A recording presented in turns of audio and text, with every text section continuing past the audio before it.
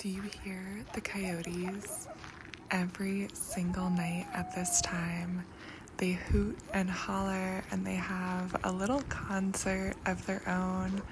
It seems like all the coyotes join together from all over the desert to just sing together, to howl, to celebrate the day that we just had and the night that we're going to have. I absolutely love the energy at this time of day. It is so connecting. It helps me feel connected to my ancestors, connected to nature. The coyotes come together and sing in the desert just how our ancestors did for thousands and thousands of years.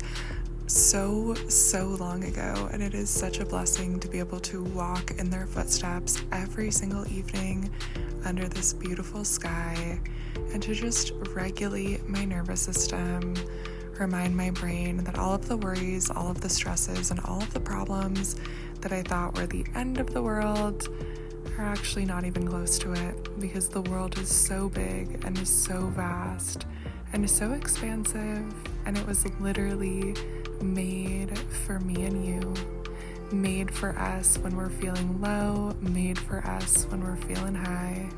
I've been offering professional coaching and healing services share over 10,000 hours of one-on-one spiritual coaching sessions with people from all different backgrounds, cultures, ages, and walks of life, doing deep, incredible, soulful work and getting to see the world through so many different perspectives, through so many different higher selves. I've shared past life regression, somatic healing, and so many different things that have not only changed the lives of those who've gotten to sit across from me in my virtual sessions and in-person sessions, but also changed my own life.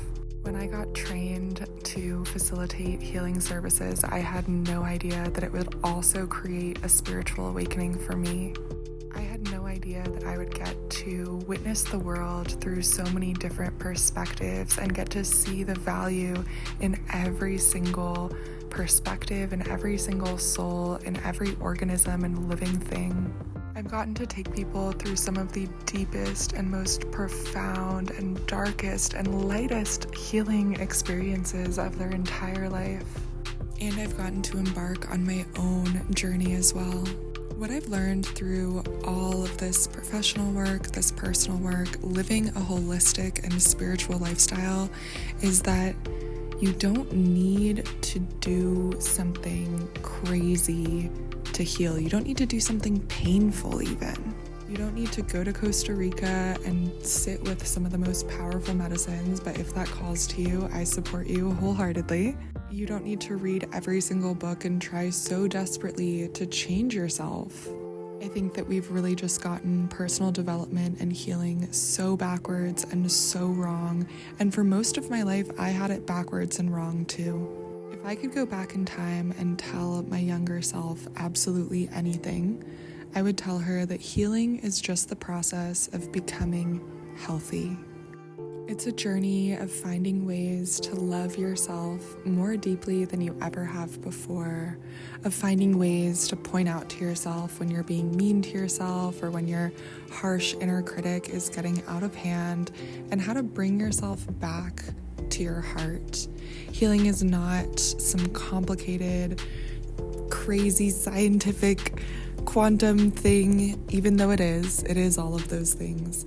But it's also just sitting outside and letting the birds fly overhead. It's going on a walk during the sunset because you love yourself and you love the earth, and you want to remind your mind, your body, and your soul how incredibly loved it is.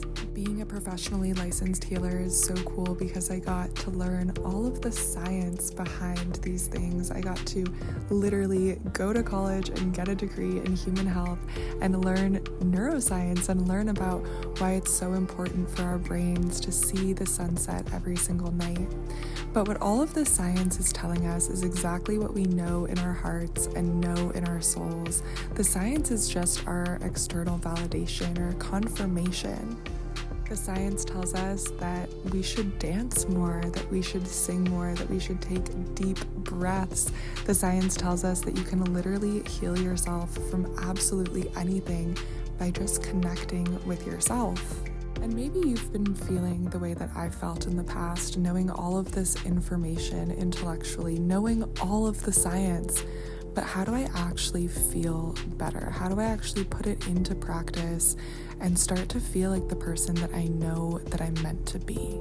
This is where discipline and boundaries come in, and these things come from self-love. We have to love ourselves enough to give ourselves the life experience that we know that we deserve deep down. And the ingredients to creating that life is discipline and boundaries.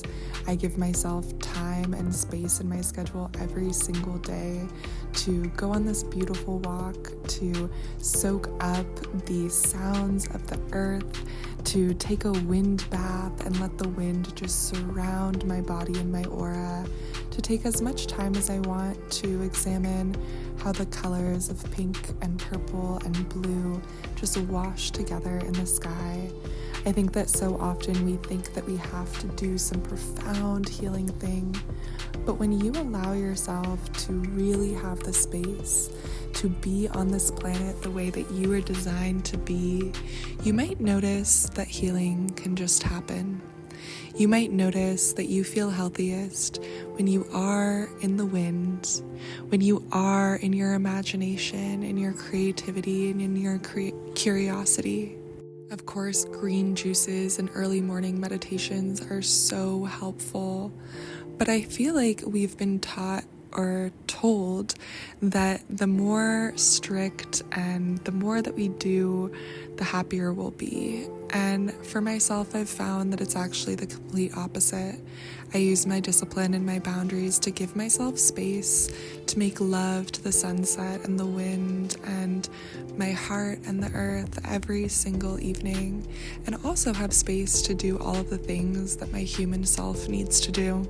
I give myself space to make myself proud every single day, to take care of my body, to take care of my animals, to make food for myself, and have the space and the time and the energy to pray over my food and nourishingly eat my food. I wish someone had told me in the past just how much energy this new life would cost me, and just how much boundaries and discipline I would need to utilize to create the space for myself that I need to feel like the woman that I get to feel like.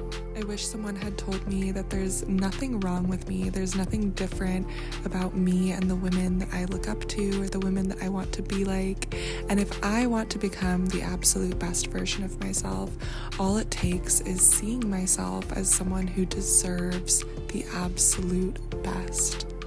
Through my 20 years of meditation, 10,000 hours of spiritual coaching, I have learned that sometimes the most healing thing you can do for yourself is literally nothing.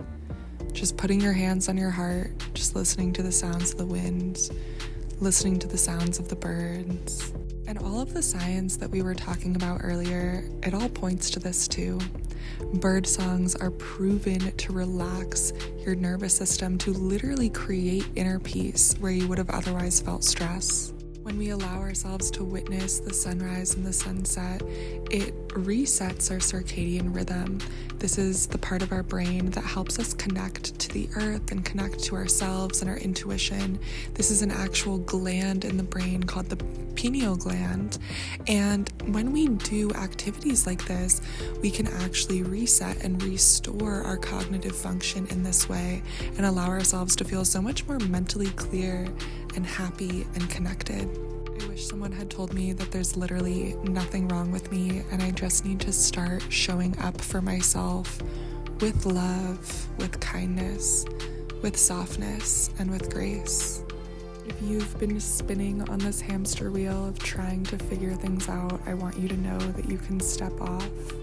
You can step into the sunset or into the wind or into your intuition, whatever your intuition is telling you to do, whether it be take a nap, go for a drive, go dance your heart out, or dance a sad interpretive dance.